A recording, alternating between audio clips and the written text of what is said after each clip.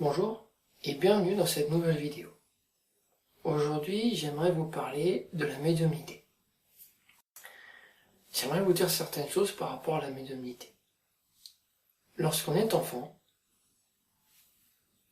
chaque âme possède la médiumnité.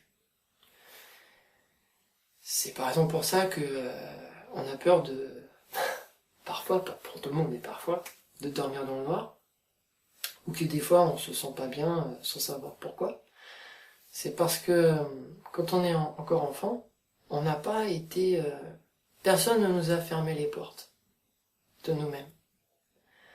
Personne n'a travaillé sur nous en disant il faut que tu fasses ci, ou il faut que tu fasses ça, ou on nous a posé des questions pour nous obliger à faire des choix. Personne n'a commencé à nous modeler. Et lorsqu'on est enfant, c'est le moment où notre âme peut s'exprimer le plus. La différence en fait entre les médiums et ceux qui ne sont pas médiums, c'est simplement que les médiums ont soit continué d'écouter leurs ressentis, depuis qu'ils sont enfants jusqu'à leur âge adulte, soit ces personnes ont vécu un événement dans leur vie qui va avoir réouvert les vannes, qui va avoir réouvert des portes qui avaient été fermées et qui va leur avoir permis de retrouver la connexion qu'ils avaient. Tandis que les personnes qui sont pas médiums, c'est simplement qu'elles ignorent qu'elles le sont. Parce que il est plus facile de se dire que oui, c'est pas prouvé scientifiquement, alors ça n'existe pas. Mais dans ces cas-là, j'ai envie de dire, heureusement qu'on n'a pas écouté les scientifiques qui disaient que la Terre était plate. Hein. Et heureusement que on n'écoute pas les scientifiques qui nous sortent un jour quelque chose et puis 10 ans plus tard le contraire. Parce que s'il n'existait que ce qui peut être prouvé scientifiquement, alors je ne sais pas comment on prouverait l'existence de l'amour entre deux êtres, je ne sais pas comment on prouverait l'existence de la compassion entre deux êtres, de l'empathie, je ne sais pas comment on prouverait la capacité d'une âme à se sacrifier pour notre âme. Est-ce qu'on pourrait dire non, on sait pas. D'ailleurs, je pense pas que le domaine scientifique soit capable de travailler sur tout ça. Et donc je disais que heureusement qu'on n'a pas écouté les scientifiques, et heureusement qu'on n'écoute pas trop non plus les personnes qui se réfugient dans la rationalité en disant oui, bon bah si, non, c'est pas rationnel, non ça peut pas exister, les gens qui voient des esprits, qui les entendent ou qui les ressentent, ce sont des fous. Parce que si on écoutait ces gens-là, beaucoup de personnes, dont moi, on serait sûrement comme ça a été un temps dans l'histoire, enfermés dans un asile ou en prison.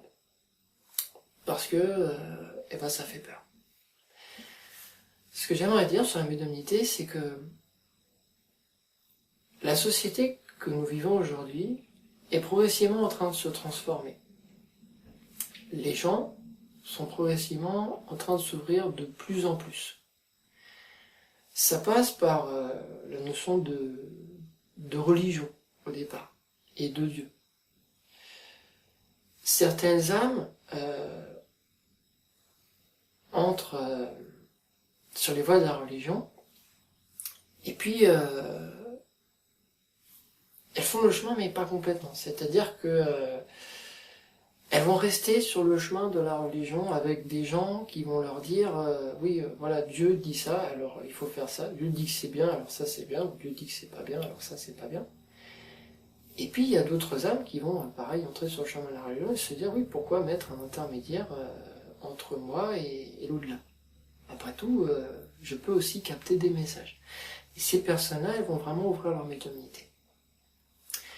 Ça passe aussi par des personnes qui, indépendamment de la religion, vont être proches de la nature, vont être proches des êtres vivants, vont être de plus en plus proches des autres êtres humains.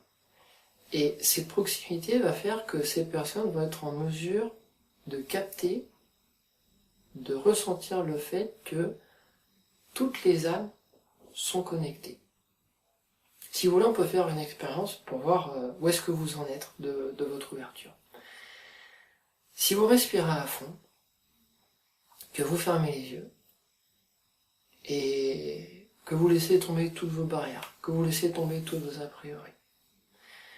Je vais vous dire une phrase et peut-être que si vous êtes suffisamment détendu, elle résonnera comme quelque chose que vous ressentirez vraiment à l'intérieur. Vous-même en tant qu'âme, êtes connecté à toutes les autres âmes qui sont actuellement incarnées sur la Terre. Et j'ai même envie de vous dire que vous êtes également connecté à certaines âmes du passé, et vous êtes également connecté à certaines âmes de l'avenir. Essayez de le ressentir. Vous avez un lien, vous disposez d'un lien avec toutes les âmes qui sont actuellement incarnées sur cette terre. Et c'est parce que vous avez ce lien que vous êtes capable de faire preuve d'empathie, que vous êtes capable de comprendre la situation des autres ou de ce que vivent les autres, de vous mettre à leur place, parce que à travers ce lien, les autres âmes sont en mesure de vous envoyer leur énergie et la couleur de leur énergie, ce qui fait que vous pouvez la ressentir. Sans ce lien, vous ne pourriez pas le ressentir. Alors aujourd'hui, s'agissant de la médiumnité, j'aimerais vous dire une chose. Il n'est pas nécessaire d'avoir toutes les informations, de comprendre comment tout fonctionne dans l'au-delà pour pouvoir agir et faire quelque chose de bien. Si vous écoutez votre médiumnité, elle vous dirigera toujours vers une évolution positive pour vous. Elle vous dirigera toujours vers quelque chose de bien. Non seulement ça, mais elle vous incitera aussi à créer quelque chose de bien pour les autres. Non pas au niveau juste de votre existence à vous, mais aussi au niveau de l'existence des personnes qui vous entourent, dans un cercle restreint, dans un cercle beaucoup plus large, de vos enfants, et aussi des enfants de vos enfants. Notre tâche, en tant qu'âme incarnée, est de saisir notre responsabilité. Le monde que nous faisons, le monde que nous construisons, ou au contraire que nous démolissons chaque jour, est le monde qui va accueillir les prochaines âmes qui seront incarnées. Et c'est aussi le monde qui nous accueillera lors de notre prochaine incarnation. Donc il est important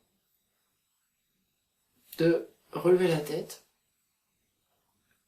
et de garder à l'esprit une chose. Le monde dépend de vous. Le monde dépend de vos voisins. Le monde dépend de vos amis. Le monde dépend de toutes les personnes que vous pouvez croiser dans la rue. C'est pour ça que chaque fois que vous le pouvez, aidez une personne.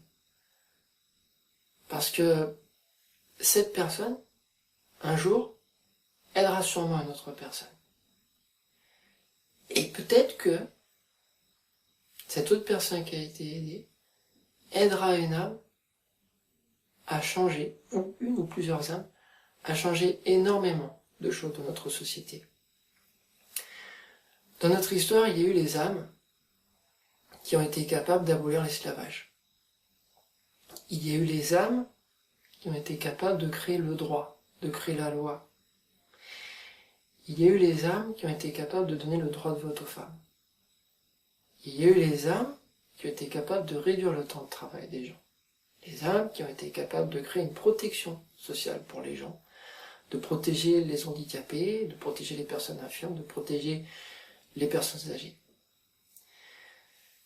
Et ce qui nous attend, pour moi, c'est quelque chose qui aboutira dans les années 2050-2060. Alors, je suis désolé pour cette datation, parce que personnellement, je ne serai plus là, ça je le sais, et je ne sais pas si vous serez encore là. Mais il y a actuellement des âmes, et il y a des âmes qui sont à venir, à s'incarner, qui vont avoir le même rôle que les âmes que je viens d'évoquer. Leur rôle, ça va être de corriger le tir. Leur rôle, ça va être d'empêcher les âmes actuelles, qui tiennent notre société et qui nous tirent vers le bas, qui nous tirent vers la médiocrité, de continuer à le faire. Le rôle de ces âmes, ça va être de nous responsabiliser nous-mêmes, de nous apprendre à réfléchir par nous-mêmes, de nous apprendre à avoir un esprit critique sur ce que nous faisons, sur ce que les autres font, sur ce qui est bon réellement pour l'être humain, et sur ce qui ne sert pas du tout l'être humain, sur ce qui tire vers le bas et qui l'amènera dans de grandes souffrances. Je ne sais pas si vous faites partie de ces âmes. Si vous faites partie de ces âmes, je vous dirai simplement une chose. N'oubliez jamais, jamais, même si on vous propose monts et merveilles, n'oubliez jamais ce pourquoi vous êtes là. Parce que tout ce qu'on pourrait vous proposer n'aura plus dans l'au-delà. C'est pas quelque chose que vous emporterez. En revanche, vous emporterez votre évolution et l'évolution que vous aurez su donner au monde. Et là, je m'adresse plus particulièrement aux âmes qui se destinent à la politique et aux âmes qui se destinent à la création d'entreprises. Je m'adresse également aux âmes des artistes. Je m'adresse aux âmes des écrivains, des peintres, des sculpteurs. Je m'adresse aux âmes de ceux qui vont créer un art qui n'existe pas encore aujourd'hui. À toutes ces âmes-là, je dis croyez en vous. Même si dans vos vies vous vivrez des temps difficiles, croyez en vous et en ce que vous devez faire. Parce que c'est ça qui compte. C'est pour ça que vous êtes là. Voilà. J'espère ne pas avoir été trop long. Pour terminer cette vidéo, en guise de conclusion, je dirais simplement que ne refusez pas d'avoir l'intuition, parce que c'est quelque chose de normal. Comme j'ai essayé de vous le dire, c'est quelque chose qui va être de plus en plus commun. Et à un moment donné, dans le monde du travail, les personnes, on le dira pas tout de suite, on aimera dire qu'on aime bien recruter des personnes qui ont de l'instinct ou qui ont de l'intuition. Mais dans la réalité, c'est que d'ici quelques dizaines d'années, lorsqu'on recherchera un candidat pour un poste à responsabilité dans une entreprise, on s'intéressera d'abord sur le fait de savoir s'il est à l'écoute de sa médiumnité. Donc, n'ayez surtout pas peur de votre médiumnité, c'est quelque chose qui fait partie de l'être humain, dans sa forme incarnée. C'est quelque chose que nous partageons tous. Il est important, effectivement, d'avoir un côté rationnel, et d'avoir un côté scientifique pour vivre dans ce monde matériel, mais il est aussi important de nous rappeler ce qui nous compose. Ce qui nous compose, c'est pas le monde matériel. Ce qui nous compose, c'est pas la science, c'est pas le fait d'être raisonnable. Non. Ce qui nous compose, c'est ce que nous sommes à l'intérieur. C'est ce qui reste de nous après notre âme après notre mort, et que nous avons toujours été. Écoutez les messages que vous pouvez recevoir, et peut-être si c'est plus simple pour vous au départ, parce que vous dites « oh, la médiumnité ça fait peur », écoutez tout simplement votre cœur au quotidien. Laissez ce cœur vous guider, laissez vos protections vous aider, faites-le bien. Et rappelez-vous que, même si parfois on peut être déçu quand on regarde le potentiel de l'être humain et qu'on voit ce qu'il en fait, on a notre carte à jouer. Chacun d'entre nous a la possibilité d'améliorer les choses. J'espère que vous irez au bout de ce que vous pouvez faire dans cette vie.